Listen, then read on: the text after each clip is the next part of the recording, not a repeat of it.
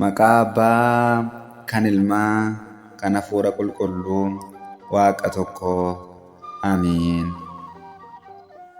Sanbata yookaan Qidaamee torbee Faasikaa. Dubartoota qulqulloota. Baga ifa du'aa ka'umsaa Gooftaa Fayyisaa keenya Yesuus Kiristoosiin nagaan isin ga'e. Kiristoos du'aa ka'eeraa, humnaaf aangoo guddaadhaan seexana hidheeraa, Addaamin bilisa baasee kana booda nageenyi fi gammachuun ta'e. Du'aa ka'umsi Gooftaa Fayyisaa keenya Yesuus Kiristoos madda jireenya keenyaa, burqaa fayyinaa fi utubaa amantaa keenyaa yommuu ta'u, ayyaana Faasikaa irraa eegalee guyyoonni jiran hundi torban ifaa, torban gammachuu fi du'aa ka'umsaati.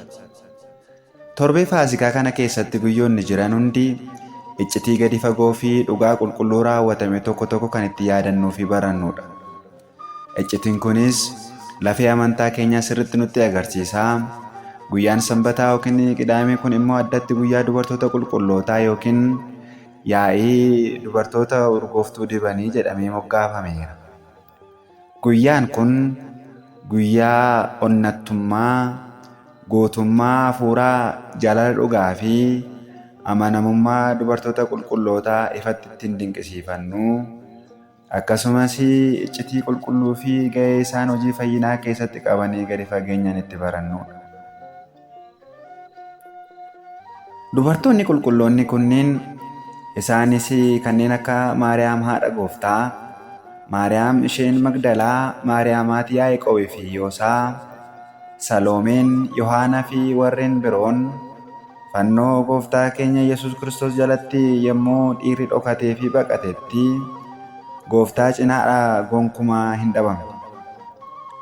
Awwaalcha isaa irrattis argamaniiru. Akkasumas guyyaa sadaffaatti ganama obboroodhaan dukkana osoo hin sodaatin, eegdota awwaalichaa warra gara jabeeyyee fi meeshaa waraanaa hidhatanis osoo hin sodaatin, dhagicha eenyutu nuuf garagalcha jedhanii osoo hin yaaddeen jaalala Gooftaa keenya Yesuus Kiristoosiif qaban kan isa onnee isaanirraa madde sana qabatanii Gooftaa keenya Yesuus Kiristoosin awwaala isaa bira dhaqanii urgooftuu dibuudhaan yeroo dhumaatii fi isa tasanabbatuudhaaf kan deemanidha. Wangeela Luqaas boqonnaa 24 lakkoofsa 10. Onnee isaanii keessaa ibiddi jaalalaa waaqumaa waan boba'uu fi sodaan du'aa isaaniin hin moone. Gootummaan isaanii kunis amanamummaa dhugaa fi kakuu eeguu agarsiisa. Iccitiin kunis wangeela irratti sanbatichi erga darbee Maariyaam isheen Magdalaa, Maariyaam haati Yaaqoobii fi Saloomeen dhufanii isaa dibuudhaaf urgooftuu bitatan. Guyyaa jalqaba torbichaa ganama obboroodhaan aduun yommuu ba'u gara awwaalichaa dhufan jedha Wangeela Maarqos boqonnaa 16 lakkoofsa 1-2. Aduun inni dhugaan Yesuus Kiristoos awwaalaa ba'uu isaa dura aduun uumamaa yommuu bahu isaan aduu dhugaa fi ifa jireenyaa sana barbaacha qajeelan. Addaamii fi Heewaan yommuu cubbuu hojjetan seexanni Heewaanin gowwoomsuudhaan oduu du'aa gara addunyaatti akka fidu ishee taasiseera. Kanaafis dubartiin bara seera laphee fi kakuu moofaa keessaa iddoo gadi aanaa qabdi turte. Haa ta'u malee kakuu haaraa keessatti Addaamin lammaffaan yookiin Kiristoos du'a mo'ate yommuu ka'u, misiraachoo jireenyaa fi oduu du'aa ka'umsaa kan akka dhiirotaaf yookiin duuka bu'ootaaf lallabaniif kan filate dubartoota qulqulloota kana ture. Kunis abaarsi Heewaan irra gahee haqamuu isaa, oduun du'aa oduu jireenyaatiin, gadduunis gammachuudhaan, kufuunis ka'umsaan bakka bu'uusaa agarsiisa. Waaqayyo ishee jalqaba karaa ishee duutii dhufe sana ishee kakuu haaraatiin madda gammachuu taasisuun oolmaa guddaa ooleera. Akkasumas urgooftuun isaanii qabatanii dhufan iccitii biraa qaba. Urgooftuun kun amantaa isaanii inni dhugaan, jaalala isaanii isa ho'aa fi kadhannaa isaanii inni qulqulluun bifa aarsatiin Waaqayyoof kan dhiyaatudha. Dhagaan awwaalichaa irraa garagalfamuun isaa immoo dhagaan sun shakkii, gufuu fi sodaa garaa namaa irraa ka'uu isaa kan nutti agarsiisudha. Haaluma kanaan dhagaan sun awwaalicha irraa kan garagalfame Gooftaan du'aa ka'ee du'aa ba'uusaaf illee dhagichi ittisa itti ta'ee osoo hin taane dubartoonni kunneen awwaalichi duwwaa ta'uu isaa ijaan arganii akka mirkaneeffataniif ifatti dhugaa akka ba'aniifidha. Ergamaan Waaqayyoo dhagicha garagalchee irra taa'uun isaa seera foonii fi jabeenya du'aa irratti Waaqayyo aangoo akka qabuu fi diinonni dhugaa hundi awwaalamuu isaanii agarsiisa. Urgooftuun kun aarsaa lubbuu isaanii of kenniinsaan dhiyeessanidha. Ergamichi dhagicha irra yommuu taa'u ulfinaa fi moo'icha Kiristoos addunyaatti labsaa ture. Abbootiin amantaa Ortodoksii Tawaahidoo kan keenya ija jabinaa fi jaalala dubartoota kanaa yommuu ibsan tartiiba iccitii fayyinaatiin gadi fageenyaan dubbataniiru. Qulqulluun Yohaannis Afaan Warqee ija jabina dubartoota kanaa yommuu dinqisiifatu, ija jabina dubartoota kanaa ilaalaa, duuka bu'oonni warri dhiiraa yommuu sodaan dhokatanii manatti hafanitti, isaan garuu dukkana loltoota gara jabeeyyii fi dhagaa guddaa sana osoo hin sodaatin gara awwaalaa deeman. Jaalalli isaanii Gooftaaf qaban sodaa kamiyyuu mo'ateera. Kanaafuu isaanii duuka buutotaa fi duuka bu'oota yookiin apostoliis tuuza apostols ta'an jedha. Jaalalli dhugaan akka kanatti sodaa foonii of keessaa baasee gata. 1 Yohaannis 4:18. Yommuu onnoon keenya jaalala Waaqayyootiin guutamu, sodaanii wantoota lafa irraa iddoo hin qabaatu. Kanaafuu dubartoonni kunniin qaaman dadhaboo fakkaatanii humna hafuuraatiin loltoota fi dukkana sana injifatanii ofii isaaniitii utubaa amantaa ta'uun wangeela dhugaa sana lallabuu danda'aniiru. Qulqulluun Qeerloosis inni kan Iskindiriyaa yookiin Saint Cyril of Alexandria kan jedhamu immoo yaada madaallii fayyinaa irratti hundaa'uun dhugaa kana yommuu ibsu, akkuma cubbuun dubartiidhaan jalqabame fayyinni dubartiidhaan yookiin qulqulleettii dubaroo Maariyaamiin argame, akkasumas ergamni du'aa dubartiidhaan akkuma nutti dhufe misiraachuun du'aa ka'umsas jalqaba dubartootaan nuuf lallabame jedha. Kanaanis Waaqayyo uuma hunda walqixa jaallachuu isaa fi ulfina kennuufii isaa nuuf mirkaneessa jechuun dhugaa baha. Lallabni kunis walqixxummaa fi dhiifama guddaa Waaqayyoo nutti agarsiisa. Abaarsi iddoo eedanitti jalqabee fannoo fi awwaalcha Gooftaatiin akka xumurame mirkaneessuuf ishee jalqaba cubbuutti kufte sana qulqulleessee miidhagsee addunyaaf madda fayyinaa godhee as baase. Kunis oolmaa Waaqayyo nuuf oole isa hunda caaludha.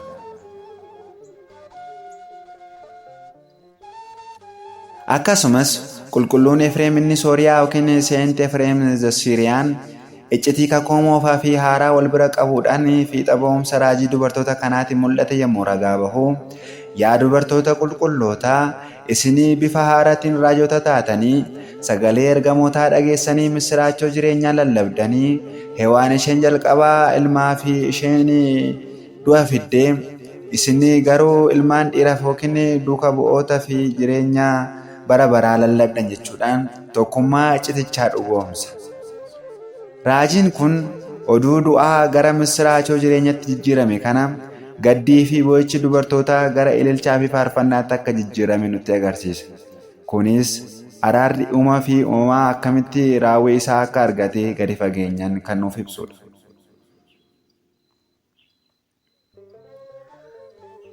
Qulqulluun Baasiliyoos inni guddichi yookiin Saint Basil the Great kan jedhamu gama isaatiin yaaduma kana jabeessuudhaan akkas jedha. Kadhannaan dubartoota kanaa fi jaalalli dhugaan isaan Gooftaaf qaban gara laafinaaf osoo hin taane cimina hafuuraatiif kan dhaabbatanidha. Isaanii fakkeenya gaarii kiristaanota amanamoo hundumaatiif ta'uu qabu jedha. Kadhannaa fi qulqullummaan harka duwwaa fi dadhabina akka hin taane inumaayyuu meeshaa waraanaa hafuuraa isa cimaa isa ta'edha. Jireenyi dubartoota kanaa amanamummaan yeroo rakkinaa yommuu qoramu ifa akka ba'uu fi ulaagaa kiristaanummaa dhugaa ta'uu isaa addeessa.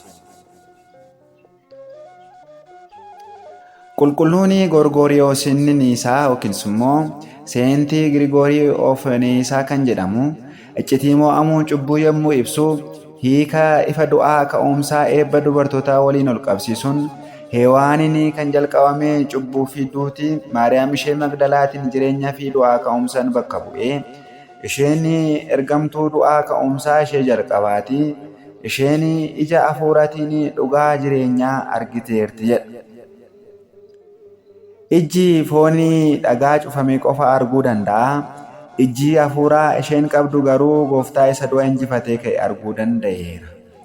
Kunis eebba fi kennaan Waaqayyoo namoota qulqullummaa fi amanamummaan isa tajaajilan irra yeroo hundumaa akka bu'u ifa taasisa. Qulqulluu Goorgooriyoos inni Naazinaazu yookiis immoo Seentii Girgoorii of Naazinaazis immoo dandeettii Waaqayyo isa humna namaa irra caalu dinqisiifachuun dhiironni sodaan yommuu baqatanii dubartoonni garuu ija jabinaanii gootummaa agarsiisan. Kunis kennaan Waaqayyo dadhabina foonii keessatti humna guutuu akka agarsiisu nuuf mirkaneessa jechuun lallaba. Kunis jabeenyi dhugaan irree foonii irratti kan hundaa'e osoo hin taane kennaa hafuura qulqulluu irraa kan maddu ta'uu isaa addeessa. Dubartoonni kun uumama fooniitiin dadhaboo ta'anis humna Waaqayyootiin eegamanii diinota amantaa onnee guutuun dura dhaabbachuu danda'aniiru. Qulqulluu Yohaannis inni Damaasqoo yookiin Seentii Jooyin of Damaasqas itti dabalee iccitii qodaa fi foolii urgooftuu kanaa yommuu hiiku urgooftuun isaan qabatanii deeman amantaa dhugaa yookiin ortodoksii isa foolii gaarii qabuu fi jireenya qulqullummaa isaanii inni cubbuurraa fagaate kan agarsiisudha jedha. Jireenyi cubbuurraa bilisa ta'ee yommuu Kiristoosiif dhiyaatu akka ixaanaa urgaa'aa ta'ee sammuu fi lubbuu namaa quubsaa. Urgooftuun kun urgooftuu foonii qofa osoo hin taane qulqullummaa lubbuu isaanii isa jaalala Waaqayyootiin dibamee qophaa'edha. Qulqulluun Qeerloos inni Yerusaalemis yookiin Seentii Sirli of Yerusaalem kan jedhamu immoo qaama fi aangoo gooftaa yommuu ibsu dhugaan awwaalichaa gangalfamuun isaa ragaa ijaa fi dhugaa ba'umsa qabatamaa akka isaan argataniif malee gooftanii ba'uuf dhagaan gufuutti ta'e miti. Inni Waaqa waan hundumaa danda'u waan ta'eef awwaalcha cufamaa keessaa ba'uu danda'eera jechuun aangoo Waaqayyoof ragaa baha. Awwaalchi cufamaan akkuma uumama keessatti argamutti mallattoo du'aa fi xumuraa yommuu ta'u, gangalfamuun dhagichaa garuu mirkanaa'uu injifannoo jireenyaati. Gooftaan awwaalcha cufamaa keessaa ba'uun isaa iccitii gadaamessa qulqulleettii dubaroo Maariyaam osoo hin banin isheerraa dhalachuu isaa fi humni isaa waan hundumaa gararraa ta'uu isaa gadi fageenyaan nuuf ibsa. Qulqulluu Augustinoos yookiis immoo Seentii Augustin kan jedhamu guddina araara Waaqayyoo fi hiika madaallii kanaa yommuu qoratu dhibeenii du'aa kan dhufe karaa dubartii yookiin Hewaaniitiin qorichii fi misiraachoon jireenyas kan dhufe karaa dubartiitiin Waaqayyo uumama waan tuffatuuf osoo hin taane foon uffatee dhufee isa dadhabaa jajjabeessuuf kana godhe jedha. Waaqayyo ogeessa onnee namaati. Inni madaa kanaan dura namoota hubee ture. Har'a karaa ishee miidhaan dhufetti fayyina labsuun isaa dhala namaaf of kenniinsa qabu agarsiisa. Qorichi lubbuu madaa garaa fi gadda jireenyaa guutummaatti haqe. Qulqullicha Atinaatiyoos yookiis immoo Seentii Atinaasis kan jedhamu mootummaa Kiristoos isa bara baraa fi mo'icha isaa dhugoomsuun duutii mo'amuu isaa fi awwaalli duwwaa ta'uu isaa addunyaatti kan labsan dubartoota kana turanii kunis injifannoo Kiristoosii fi guutummaatti du'a irratti aangoo qabaachuu isaa ifa baasa jechuun jabeessa. Lallabni dubartootaa kun meeshaan du'aa cabuu isaa fi gooftaan jireenyaa awwaalcha dukkanaa keessatti ifa baasuu isaa of keessatti qabata. Aangoon du'aa hafeeraa ifni jireenyaa lafa guuteera jechuunis nutti hima. Qulqulluun Yaareed immoo dhuma irratti kitaaba isaa keessatti ulfina isaanii gammachuudhaan yommuu faarfatu hafuura ajaa'ibsiifannaatiin akkas jedha. Dubartoonni qulqulloonni urgooftuu qabatanii yommuu gara awwaalaa deeman ifa jireenyaa argatanii du'aa ka'umsa gooftaa arganii dhagahanii gara duukaa bu'ootatti gammadanii fiigan jechuudhaan faarfata. Faarfannaan kun miira gammachuu onnee guutuu fi dammaqina hafuuraa kan nutti agarsiisu yommuu ta'u, dhugaan du'aa ka'umsaa boo'icha kanaan duraa hundumaa haquudhaan gara ililchaa fi fiigicha gammachuutti akka geeddaree hubachiisa.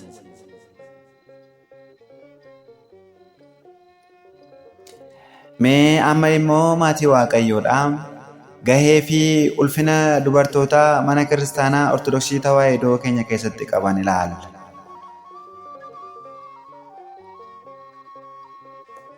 Yeroo ammaa kana shakkitoonni fi namoonni dhugaa mana kiristaanaa hin hubanne tokko tokko manni kiristaanaa Ortodoksii dubartoota iddoo dhoowwitii dhiiratti aansiti jechuun komii sobaa dhiyeessu. Kuni garuu wallaalummaa fi iccitii amantichaa sirriitti hubachuu dhabuu irraa kan maddudha. Ilaalchi akkasii kufaa akka ta'e qabxiilee armaan gadiitiin ifatti ilaalla. Dhugaan jiru garuu manni kiristaanaa Ortodoksii Tawaahidoo kan keenya ulfinaa fi kabaja dubartootaaf qabdu hundee sirrii fi qajeelaa irratti kan hundaa'e ta'uu isaati. Tokkoffaa, fakkeenyaaf qulqulleettii dubaroo Maariyaam. Mana kiristaanaa keenya keessatti uumama kamiiyyuu caalaa yookiin ergamoota, qulqulloota fi raajota hunda caalaa kabajamtee mirga gooftaa keenya Yesuus Kiristoos kan teesse dubartiidha yookiin qulqulleettii haadha keenya dubaroo Maariyaam. Ulfinni isheef kenname kabajaa fi ulfina dubartootaaf kan uumamaa kamiif kenname hunda kan caaludha. Manni kiristaanaa kan akka Ortodoksii Tawaahidoo kabaja haadhaaf qabu kan beeku hin jiru. Fakkeenyi qulqulleettii dubaroo Maariyaam kunis dubartiin mana kiristaanaa keessatti ulaagaa qulqullummaatiin sadarkaa baay'ee olaanaa irra akka geessuu fi haadha amantootaa hunda akka taate gadi fageenyaan ragaa baha. Lammaffaa, walqixxummaa kennaa. Kitaabni qulqulluun ifatti Kiristoos Yesuusitti hundumti keessan tokko waan taataniif Yihudichaa fi Giriikichis garbaa fi birmaduunis dhiiraa fi dubartiinis garaagarummaa hin qaban jedha.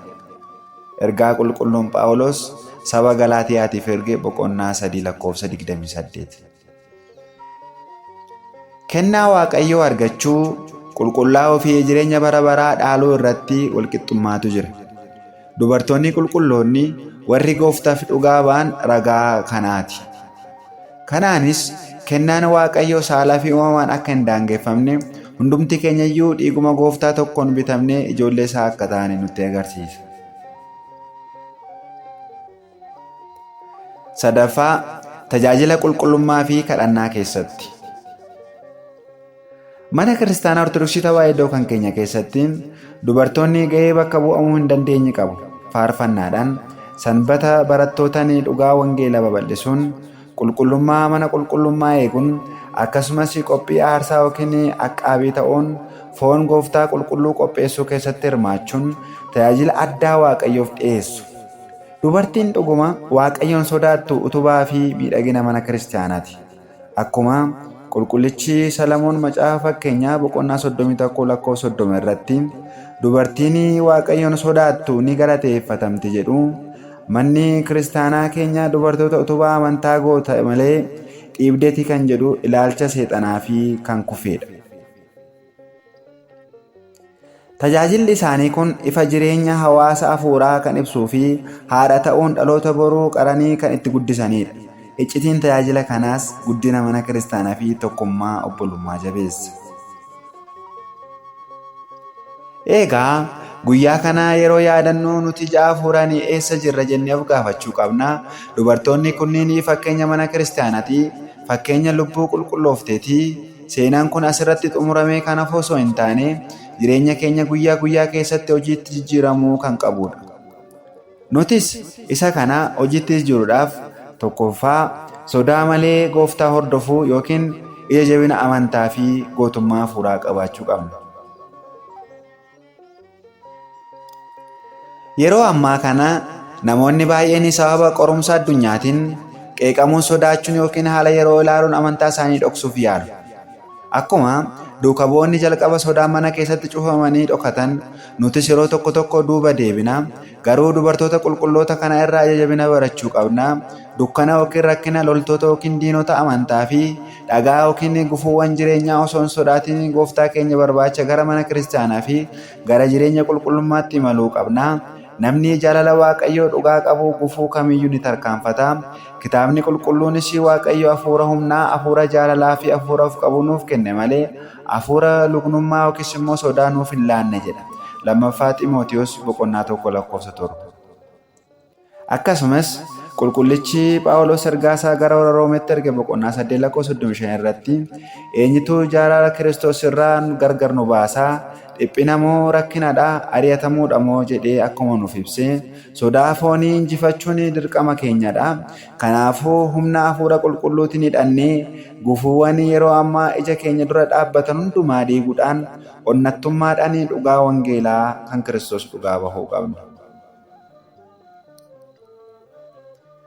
Lammaffaa aarsaa fi urgooftuu keenya Waaqayyoof dhiyeessuu qabna. Innis jireenya qulqullummaati. Dubartoonni qulqulloonni urgooftuu qaalii ta'e bitatanii gooftaaf dhiyeessuuf dhufan. Nuti hoo har'a gooftaa keenyaaf maal dhiyeessaa jirra?